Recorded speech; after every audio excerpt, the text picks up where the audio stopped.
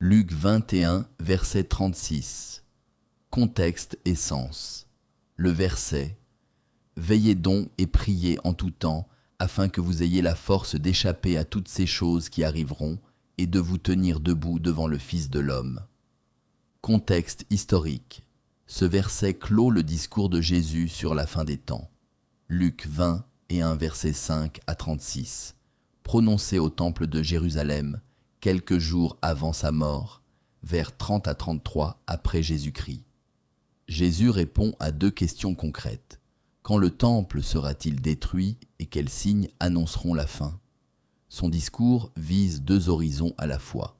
Le court terme, la destruction de Jérusalem par les Romains en l'an 70 après Jésus-Christ. Le long terme, le retour du Fils de l'homme à la fin des temps. Luc rédige son évangile vers 80 à 90 après Jésus-Christ pour des communautés chrétiennes vivant en dehors de la Palestine.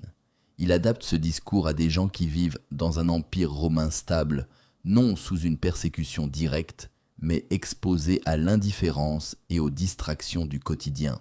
Sens du verset « veiller ».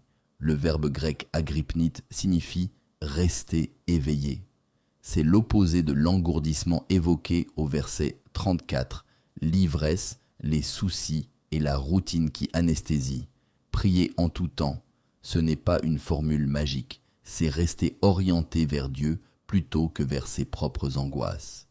Avoir la force d'échapper. Il ne s'agit pas de fuir physiquement les épreuves, mais de ne pas en être écrasé spirituellement. Vous tenir debout devant le Fils de l'homme, image forte.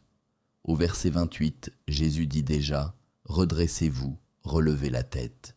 Être debout, c'est le contraire de la honte ou de l'effondrement.